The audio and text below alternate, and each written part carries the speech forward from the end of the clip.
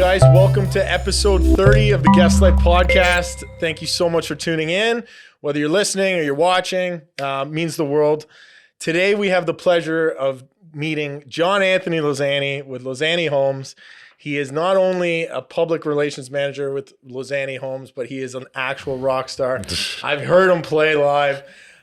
We talk a lot about this podcast and how we're connecting with Hamiltonians in the city that are making an impact, giving back, as well as really honing in on their craft. John Anthony, I have the pleasure of knowing him personally as well as professionally, and a lot of different organizations, and what he does is very special for our community, as well as his business and all the clients that his business handles. So we're so happy to have him. So welcome, John Anthony. Pleasure's mine, brother. Thanks for having me, man. Today we're going to get into it. We're going to talk a little bit about where he got started, the Lozani name, and then just really find out, how you fit into such a family oriented business that kind of is building the community, building communities, and giving back. So let's start off a little bit about, what do you do as the public relations manager? We talked a little bit earlier about, what titles are and kind of wearing different hats, but what do you do on your day to day? So my day to day, I locked the door to my office about almost coming on 3 years now. I think 3 years next week, actually. And I returned to the job site, actually, which is kind of where I cut my teeth as a 10-year-old kid. I kind of noticed a bit of a disconnect from a customer experience perspective, specifically from the point construction started all the way through a home's completion and eventual delivery. So I kind of used that opportunity to help kind of bridge that gap and really solidify the customer experience. So like I said, I've been back on the job site for 3 years now, and it's been great. It's been really enjoyable getting back in touch with the practical portion of what we do, especially relative to the fact that I grew up on those job sites, right? So it's been really, really fun. And I'm in front of our homeowners really on the day to day, which has been really, really rewarding. Yeah. I think when people talk about getting into business and how the whole process works. So, you think of biggest purchase that most people make in their entire lives, unless you're, rolling deep in Rolls or something like that. Maybe that car is worth more than the house, whatever your like is, whatever the passion is. Sure. But, when you talk about client experience, I think we've had so many guests on the show now that it really ingrains what the business is like, what the culture is like. How do you find, what did you identify that you were like, you know what, I got to make a change? And then how did you, approach your team and say, this is what I want to do? Will you let me take the reins? Okay, it's a great question, man. We have what we call a touch point map, and it's essentially maps out all of our points of contact with purchasers or potential purchasers, I should say, from the time they walk into a sales office, whether it's out of curiosity or they're looking to buy, and all the way through till your home's completion. And as I mentioned earlier, I noticed a bit of a disconnect, whether it be communicationally or experience-wise in general. And I thought, we were potentially losing a little bit of momentum right before we hand over the keys, when really we should be gaining the most momentum at that point, because people are excited. They're about to have their keys. That's the best opportunity to leave a really positive, lasting impression. Yeah. So I kind of mapped out a bit of a strategy to help elevate those touch points, especially from the point of construction, from the time we dig. Yeah. And it's really helped shore up that customer experience and help carry forward that positive momentum that I felt before was kind of getting lost. Yeah. And like I said, it's been almost 3 years now, and it's been a really good move. I think we're starting to really see the benefits from a customer experience perspective. I know our homeowners certainly appreciate it. And like I said, I've really enjoyed getting some FaceTime with our customers as well. That's amazing, man.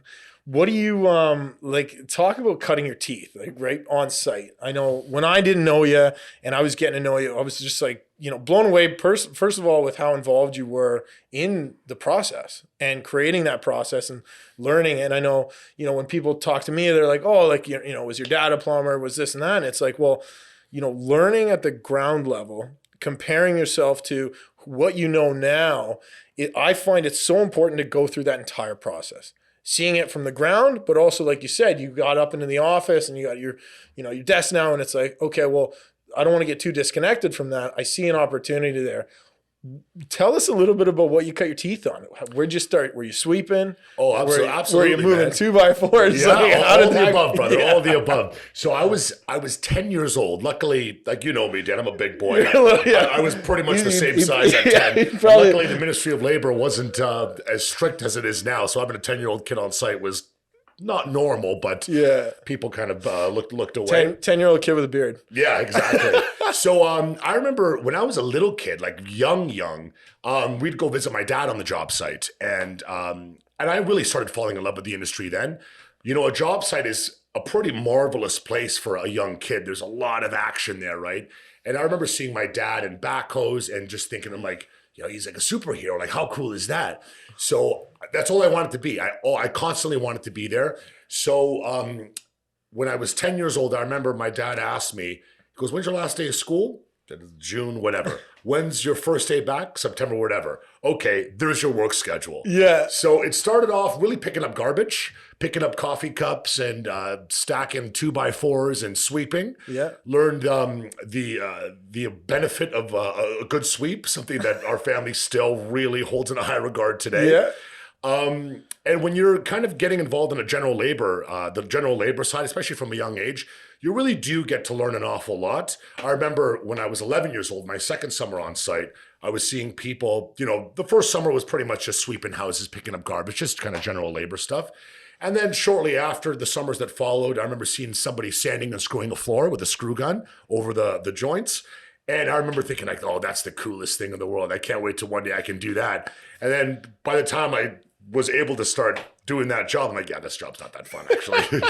Little repetitive. Yeah. But it was great. It was a great way. It was a great way to get a solid knowledge base, to your point, for what we do. And there's a lot of aspects to what we do, a lot of variables, but construction is always paramount, right? So I really enjoyed those early years on site, kind of learning and from the people around me, asking questions to my trades and, okay, well, why am I doing the tile now? Why am I putting the trim on now? So it was a great learning experience, but a really exciting one. Yeah. And from a young age, like learning that process, I mean, it kind of goes, I find it goes hand in hand with all construction. I know from being a plumber, like I started off being the farm boy for my first boss. On the weekends, trying to get some cash.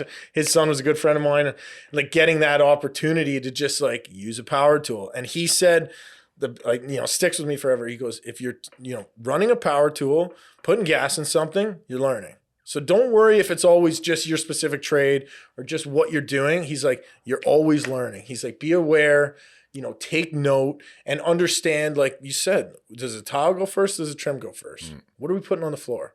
And I think it's like, for some of these, I know like at a young age, you're stubborn. I want to screw in the nails. Yeah, sure. I want to put the floor down. But it's like, okay, how do we get to these points? And then like, how do we progress further? Because when you get there, it's like, oh, I'm more about the process than the destination. Absolutely. I always kind of joke, to your point. I'm right there with you, Dan. I always kind of say the thrill for me is always in the chase. The result is always great to have, but it's the journey to get there is what I think you have the most opportunity to learn from. Yeah.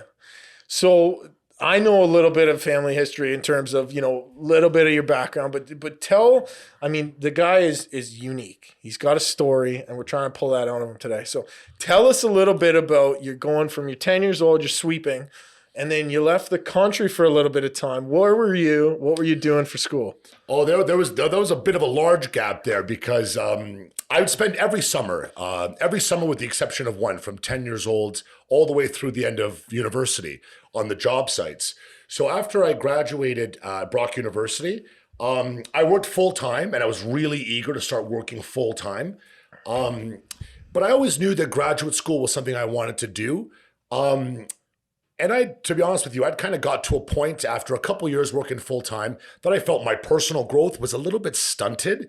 And that thought scared the shit out of me, man. I hated it. So, like I said, graduate school was on in the back of my mind. And I wanted to kind of do something a little bit dramatic, to find out if I was full of shit or not. You know what I mean? Yeah. Like, what are you really made of? What do you actually, do you think or do you know? So I went to the University of Barcelona for my MBA. And I was very grateful for that opportunity. And I always say I got 2 educations. The business school there is exceptional, one of the finest in Europe for sure. And that's in Spain. That's in Barcelona, Spain. Yeah. Amazing. But I got another education there too, right? Like, because, it was a new country, no language. I'd never been there before. Setting up internet took me like 3 weeks to do. And I thought, I'll be fine. I lived in the center of town. It's a big metropolitan European city.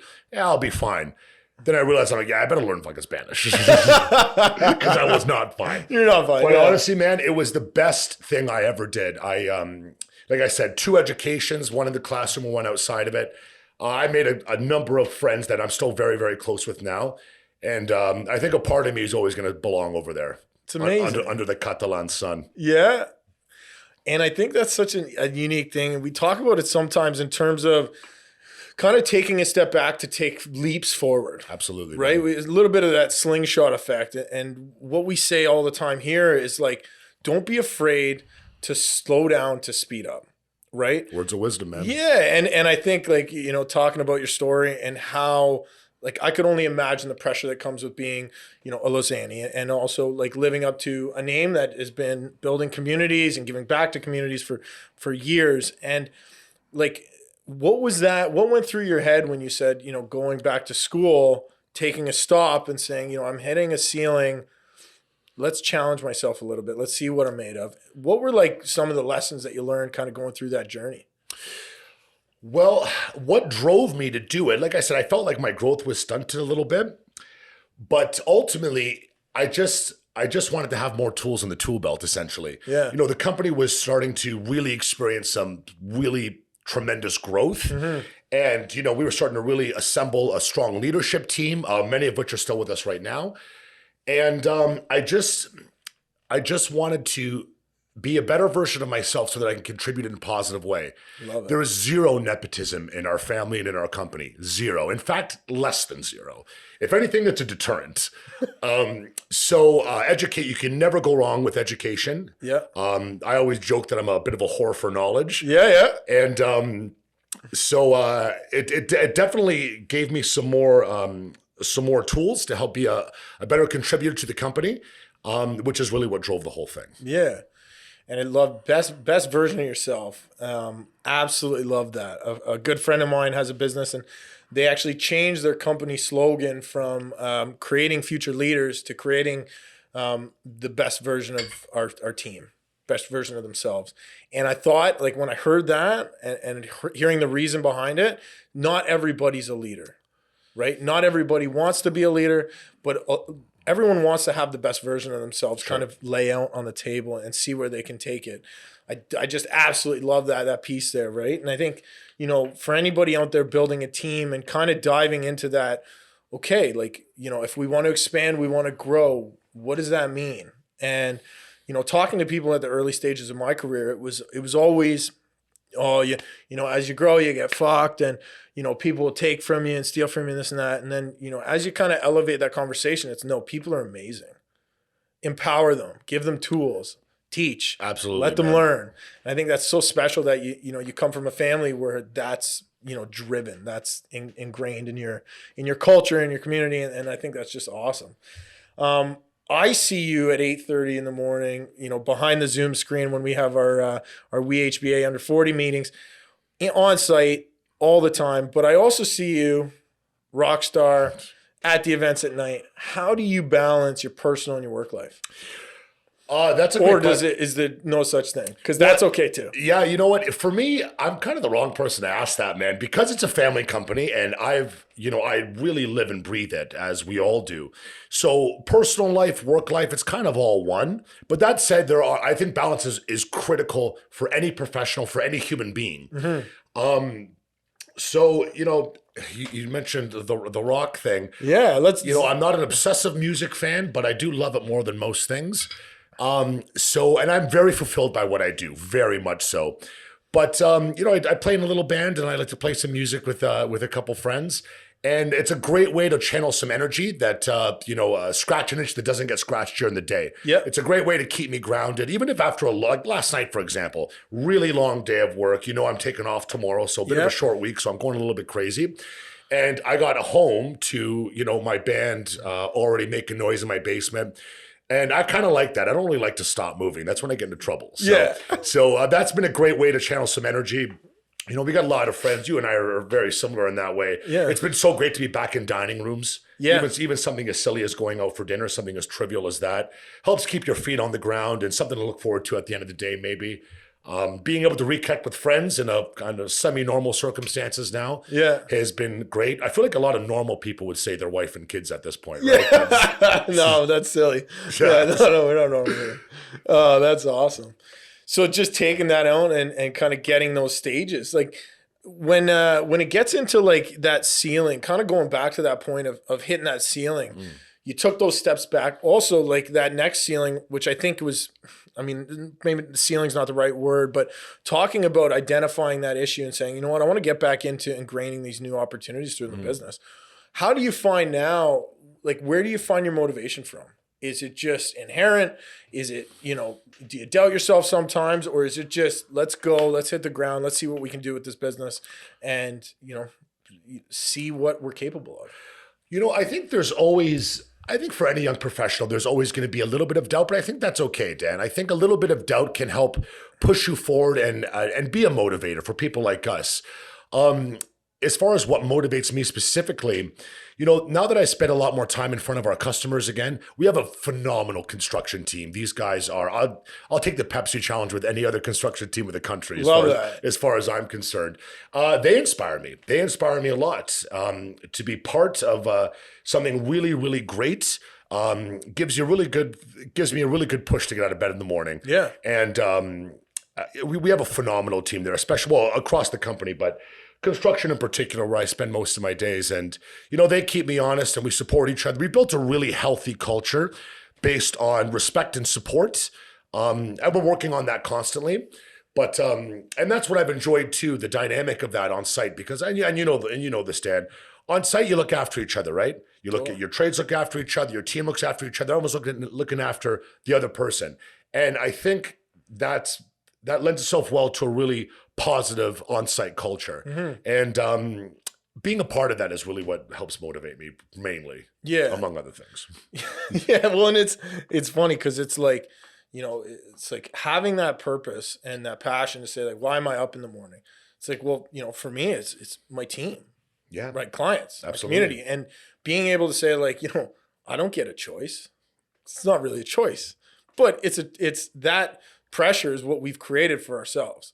It was optional at one point. It's not optional anymore. No, it's not. And it's funny because there's days where you might think that it is optional, but it's not. And I think, that's something that is, I'm very grateful for. I know you are. And it's like kind of getting into that ingrained kind of passion for the day-to-day. I started calling it gliding instead of grinding because I thought I like that. I like that a lot, actually. Yeah, because everyone's like, "Oh, it's a grind." It's like, well, no, my shit is oiled and it's fucking gliding. Yeah, you know what I mean? I'm going to use that, Dan, if you don't mind. Yeah, it's stolen. So, talking about culture and talking about, again, which is really important from a builder's perspective, is your trades are working together with your team on site and all that stuff. How do you find that translates into your community? Because I know the business has done stuff not only in this community, but internationally. Like, tell us a little bit about that, because I don't know if everybody knows, but any big event that I've ever been to, especially with the Builders Association, this guy is up on stage. He's talking. He's introducing people. We joined a guest. We joined the WeHBA Builders Association a couple of years ago, and I didn't even know him. And now you consider him a good friend. And it's nice to not only be there for the community to give back, but the community that you're kind of building within your trade industry. Yeah, absolutely, man. Another great question. So this is our 45th year in business, which is kind of absurd to me. And a lot of our trades, yeah, they were with us, with my father and my grandfather on the first Lozani home and the second Lozani home. So we have some really long-standing working relationships, some going back 40 years, some 30 years, 20 years. And it's great when there's that amount of continuity there. It really helps. And I think it shows in the end product as well. We have great trades. And I think finding what I found to be key is aligning yourself with trade partners that kind of share your values as a company. And we're very, very fortunate to have the trades that we do. They do a great job for us. They work well within our team, even though they're technically sub-trades. You know, the company is scaled in such a way that even pretty large trade companies can work for us exclusively. So it doesn't really feel like a sub-trade at that point. It feels like you're kind of under, like you're part of the family, which is absolutely what it is. So we're very, very lucky in that way. And especially from a practical perspective, a construction perspective, when you have long-standing relationships like that, it's certainly a little bit easier because, as you know, there's a lot of stuff, a lot of variables that can pop up on the job site.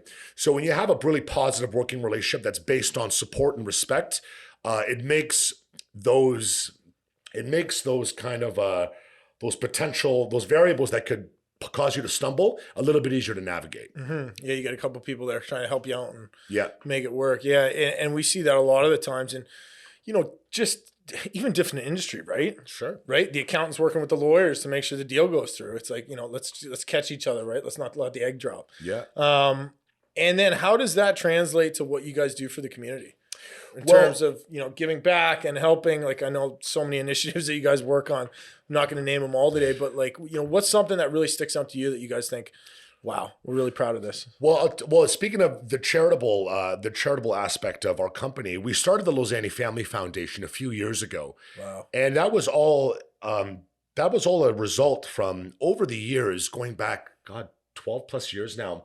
My uncle Fred, he's an amazing guy. Giving back was always woven into the fabric of our company. My grandfather can still remember, the church giving my father winter coats and the rest of his kids because they didn't have any money. So he remembers very well when there was a helping hand for him when he needed one. So that has stayed very, very much at the forefront of what we do. So, my uncle had a series of really incredible expeditions to raise money for local families. Like, he hiked the entirety of the Bruce Trail. He hiked the North Pole, like the 90th parallel in 24-hour sunlight. He hiked the South Pole. And that was all to help local families. And, once we started really getting some really great momentum, some really great participation from friends and colleagues in the community itself, we decided it was time to go a little bit bigger because it's great. Like, we love Hamilton. Like, I love Hamilton the same way you love Hamilton. But there's a lot of people that need help. And, things were going really well at the company. So we started using that as a tool to fuel the Family Foundation and really make our presence felt internationally. Wow. So we partnered up with formerly Free the Children, Craig Kilberger. Okay. And we've done some incredible projects. I myself spent about a month in Ecuador with my Uncle Fred, my cousin Stephen, who's one of our top site supervisors. And we were funding and building a hospital that was going to help service 14,000 people off the Napo River. And I mean, you are in the Amazon jungle where portions of villages, depending on the water levels, might get submerged or might get lost to the river. Wow. So that was absolutely incredible. And seeing the kind of impact, I was there firsthand, but we've done a few other things. We've done a ton of work in Western Kenya. We've done some work in India with but that was my personal experience, being there, getting my hands dirty. And I said to my cousin Stephen, I remember this vividly, I speak Spanish, right, from my time away. So I was able to communicate with them, which was really cool.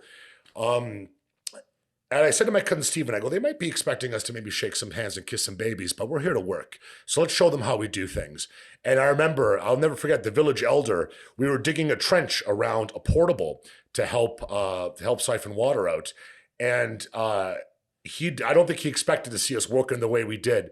But I'll tell you what, I joked afterwards, seeing the way that those villagers work, the strength of all the villagers, the children, the women, the elders. Yeah. I said, if I could bring those guys back here, we'd build 2,000 houses a year. Man, that's amazing. And it's amazing to see the journey of what you guys have done and kind of how the development is like everybody needs help at one point, right? Absolutely. And remembering that when you get to an area of being able to give back, I think it's a very fortunate thing to be able to do. And like I said, just, having you on the show and kind of, hearing a little bit about this, I don't think everybody understands kind of the magnitude of what a person and then a company and then an organization and a community can do for so many different people when they kind of put their heads together. It's not so much, like I said, digging the hole. It's not so much the monetary value all the time. Sometimes it's the time. Sometimes it's the, donation or the old piece of clothing. Like these things make an impact, and it's hard to see sometimes how much of an impact it's making. But hats off to you guys. Like I think that's just fantastic. And Very kind of you, buddy. yeah, being able to do that is just, I'm sure it's an honor.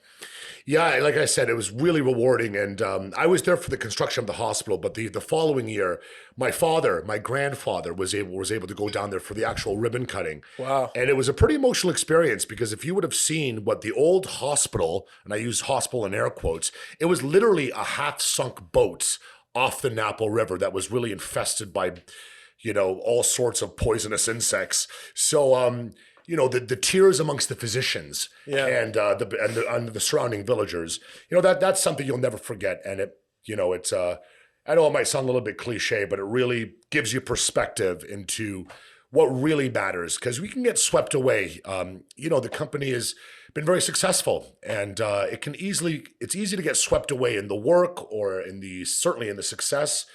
But things like that, charitable giving, our charitable giving through the Lozani Family Foundation has really helped keep our feet firmly on the ground and give us perspective into what really matters at the end of the day. Mm-hmm. And it's been incredibly rewarding. I can't tell you, man. That's awesome.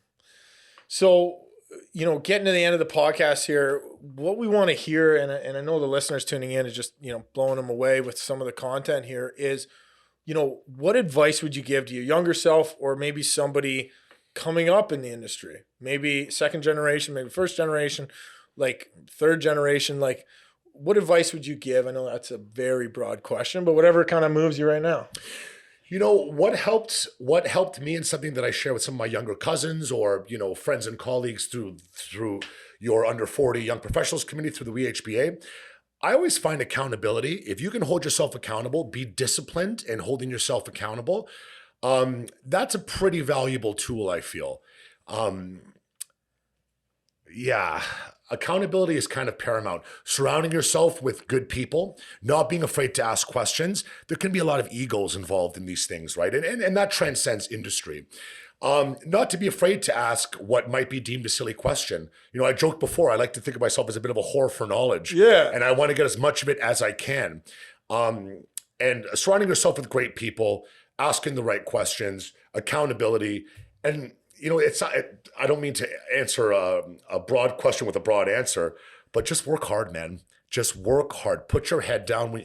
I tell myself, and I did when I was a little bit younger, sometimes you get a little bit frustrated and, climbing the ladder, so to speak.